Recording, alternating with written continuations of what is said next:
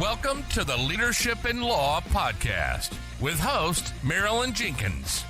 Cut through the noise, get actionable insights and inspiring stories delivered straight to your ears. Your ultimate podcast for navigating the ever-changing world of law firm ownership.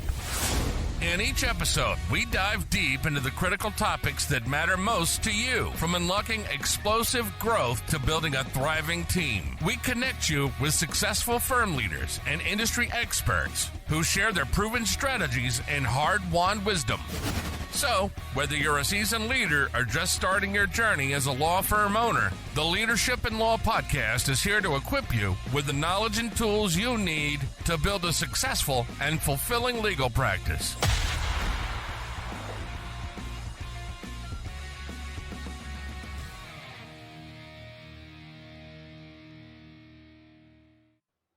Welcome to another episode of the Leadership in Law podcast. I'm your host, Marilyn Jenkins.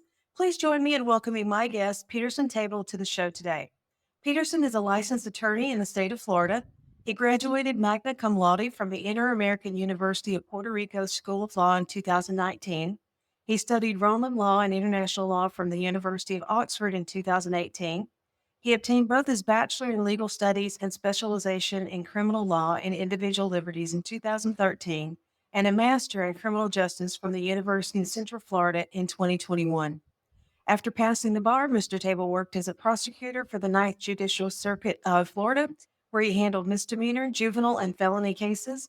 Currently, he's a staff counsel for Geico General Insurance Company, where he handles personal injury protection suits against Geico. I'm excited to have you here, Peterson. Welcome. Welcome, Marilyn. How are you doing? I'm doing great. Thank you so much for your time today. Tell us a bit about how you got started. I mean, that's a great list of places that you studied and graduated from.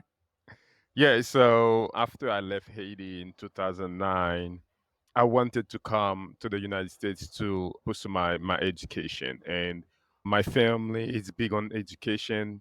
Everybody have to go to school. That's pretty much like my family motto. And so when I came, when I came, my mom told me, you don't have to go to work, but you have to go to school. At that age, I was 22. At that time, I was 22. So I took the time to go back to school and learn English. And at that moment, I didn't speak English. I went to Orlando Tech, where I learned English for a year, then started college at Valencia College. Study for about 2 years, then go to UCF and earn my bachelor in legal studies and a specialization in criminal law and individual liberties. I also did a minor in criminal justice. Then start mingling with people. I knew I wanted to be a lawyer because of my background in Haiti, seeing how lawyers take advantage of other people and also how people cannot get access to justice. I wanted to do that. And that's kind of like the reason why I love criminal law, because I always see it on that side. And yeah, that's pretty much how I started. It started, and after getting my bachelor's, took the LSAT, didn't score high enough, and I took it again, and I ended up in Puerto Rico, where I studied law, Oh, and here wow. I am right Okay. now. Fantastic. So you wanted to become a lawyer to make a difference. I love that. Exactly. And that's And always been my passion, is making a difference in the community, help people. fantastic. I love that too.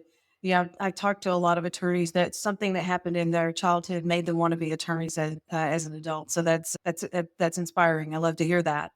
Um, we talked a little bit about you. You know, you studied English before you went to law school. Have you found any difficulty with having a strong accent and being in the law profession? Yes, I have found a lot, and the first obstacles that I faced were from my own people, my Haitian people. And I remember one Really? time I was playing soccer. Yeah, and after playing soccer, we all sat down and talking about our goals in the United States, because we were all newcomers. And I stated that I want to be a lawyer. And one of my fellow Haitian men told me, people who speak English cannot be lawyers, and you think you can be lawyers. So that shocked me, but it never left my mind. because I wanted to use that as a motivator so that I can keep pushing. And after I become a lawyer, I faced not even become, let me backtrack a little bit. When I was in law school, I also faced, a bit of discrimination too based on my accent. Mhm. And some people misjudge me because my accent, and some people think that if you don't speak English, you're probably sometimes stupid, and they don't understand. Language is just a way of communicating with people. It's just a vehicle to communicate. It's nothing Mhm. more. Yes, somebody can make it, in music to make a living, but basically it's to communicate with people. And so because I have the accent, and sometimes it's difficult some words to, it's difficult for me to pronounce some words. And because of that, people think, "Maybe you're stupid, And Mhm. I never let that put me down. I use it as a strength because when people say I cannot do something, I try to do it. Not to prove the Right. person is wrong, but to better myself. And fast forward to me having my first job, it wasn't openly, let me let me explain it. It wasn't really openly discrimination, but it's kind of subtle discrimination where you kind of like you see how the person treat you and speak Mm. down to you, but not openly. And you at this era when if you're black, people tend to not say things to you because they think that, oh, if they say that, they're probably gonna get in trouble. So they don't really say things out loud, but the action, the treatment that I Right. receive sometimes make me feel not welcome Mhm. in certain setting. So because of that, I tend to try to better myself and work on myself. And I will say that it's been like I face that everywhere I go. And now Mhm. by the way, I left Geico and I have my own firm right now, which is Tavil Law. I'm I'm doing good. So it's it's better because I Well, have somebody to really look down on me or treat me certain way. And yeah, congratulations on opening your own firm. That's great. thank you. But going back to your point about people kind of thinking that maybe you're not as smart because you don't have the full grasp of the language, I find having done travel and lived in other countries, that's universal, right? Yes, language is how we communicate with each other, but I find that it's the same in every country. If you don't speak their local language, they don't.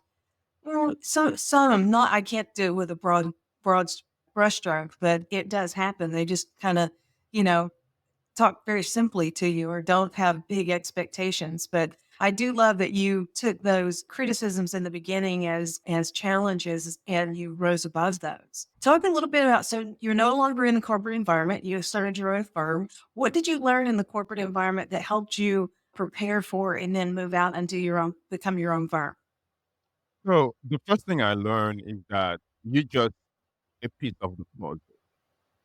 Mm. And if you are not there anymore, yes, you will be missed, but there will be another piece that will replace you. Therefore, you're That's not true. as valuable as you think you might be. For example, I remember I started at Geico December 2021, and I left Geico September of this year. That's about a little bit over 3 years. No, yeah, a little bit under 3 years. So when I left when I left Geico, I didn't receive even a thank you for being part Mhm. of the team. So it's it really taught me that if you don't do for yourself, nobody will do for you. And growing up, my mom always teach us we have to do for ourselves, not let people do for us. So she raised us in a way that we are independent. And my dad do Mhm. so as well. It just we have to create our own opportunity. And because of that, I was able to since I become a lawyer, I start preparing for today. It's just connection, meet people, and learn the work that I'm doing so that today I can manage my own firm. And that's the way I was able to do it. It's by learning what I'm doing and also preparing myself for today. So your parents helped you and mold your leadership ability, basically. Yes. Would you agree with that? Yes. And Yes. then, so when you were working in corporate, I think good leaders, when they are in a corporate environment, realize that that's not where they're happiest. And I think it's eye opening whenever you realize that you are a piece of the puzzle. Having a job you can be replaced and they're not going to remember you in 2 weeks, right? It's someone else is doing it. They Exactly. moved on. Exactly. So that's exciting. So are you doing a criminal law firm right now? Now I do criminal defense, I do DUI, and I do insurance defense. No, not insurance Okay. defense. I do plenty of work. Sorry. Okay, great. And where is your new firm? Is it on Kirkman, 485 South Kirkman Road, Suite 203, Orlando, Florida, 32811. Fantastic, fantastic. We'll definitely put a link to that or your address in the show notes. So, do Thank you you. have any advice for the upcoming attorneys that have strong accents? What would you advise them to process through? So the first thing I will tell them is to believe in themselves because nobody will believe in you if you don't. You have to know that while you're learning English, you have to accomplish what you want to accomplish because pause everything to learn English will not get you anywhere. And you have to learn it in the process of getting where you want to go. And I remember I started college, I didn't really understand fully what my professors were teaching me. I had to spend Okay. extra hour. I had to spend extra hours learning because I couldn't really understand everything and couldn't really grasp everything.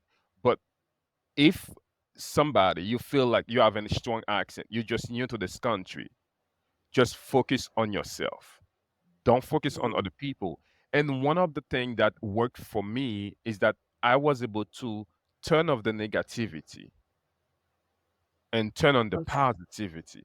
When people tell me, "Hey, you cannot speak English," I don't let that put me down. I use Mhm. it as a vehicle to get me where I want to go because I'm like, okay, I review myself and tell myself, yeah, you don't really speak English well for real. So what I do is just make sure that I get on, take my books, read newspapers, and read whatever I can or watch shows, anything that can help me to be a better English speaker. So Mhm. yes, I understand the person might mean harm, but I dissect that, remove the negativity, and take the positivity from it. And that's the best way I think somebody can, be a better person. It's just trying to Mhm. focus on the positivity. And mostly for us who have strong accent, we cannot let everything bother us. If we do, we're gonna get discouraged and give up. We have to keep pushing and focus on positivity and keep moving, never give up. I love that. I love that. You're absolutely right. So now that you have your own firm in Orlando, are you doing, what type of marketing are you doing? Are you marketing to your nationality or are you marketing to the area in general for the criminal?